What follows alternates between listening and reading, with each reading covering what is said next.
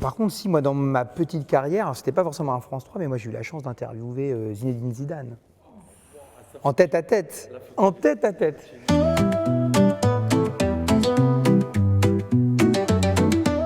Alors, mon parcours, moi j'ai commencé à France 3 en région, à Lyon. Après le baccalauréat, j'ai fait une fac d'histoire à Caen, en Normandie, qui était très important. C'était de partir, et ça je vous le recommande, à l'étranger grâce au programme Erasmus. On en a beaucoup des bons souvenirs quand on est journaliste parce qu'on a la chance de faire un métier où les gens vont à la rencontre des gens, ou aussi on va dans des lieux qui sont parfois fermés au public. C'est de recevoir des personnes connues, célèbres, parce qu'évidemment ça intéresse beaucoup de personnes au niveau de notre auditoire, des téléspectateurs et téléspectatrices, mais ne jamais oublier aussi les anonymes qui sont engagés ou qui ont vécu des choses marquantes dans leur vie. Moi, mon meilleur souvenir, c'est quand on a tourné à la BNF Richelieu et avoir sous les yeux effeuilleté un manuscrit de Victor Hugo, Notre-Dame de Paris, et donc de voir les notes écrites par l'auteur lui-même, c'est assez émouvant.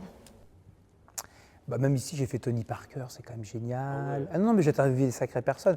Un conseil, c'est qu'en fait, il faut y croire, il ne faut pas se laisser des barrières, on peut y arriver. Quand j'étais enfant, j'étais un timide, un terrible timide. Dès qu'on m'adressait la parole, je rougissais. Donc j'ai vaincu tout cela par le théâtre. Je pense que c'est important aussi de s'épanouir dans quelque chose qui vous correspond dans vos valeurs. Persévérer et on finit toujours par y arriver.